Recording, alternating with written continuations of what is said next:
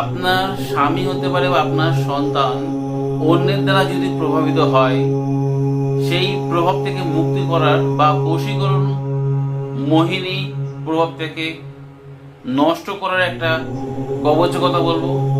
এই কবচটি আপনারা পূর্ণিমার দিন করতে হবে। সকালবেলায় 3টি গাছের মূল সংগ্রহ করতে হবে: যজ্ঞডুমির গাছের মূল, ফুল গাছের মূল, সাদা কাঁটানোটের গাছের মূল, উত্তর দিকের মূল সংগ্রহ করে 3 ধাতুর মাদুরিতে এই 3টি গাছের মূল অল্প অল্প ভরে তার সঙ্গে সোনামুখী, ছুঁচের আগার ভাঙা অংশ, 3টে বড়শি, একটু ইন্দ্রজাল, একটু শুদ্ধ গ্রোচন, একটু কুমকুম এবং সাজানোর কাঁটা অল্প দিয়ে কাঁচা মোম দিয়ে আটকিয়ে পুরুষরা গলায়, মহিলারা বামাতে করবে।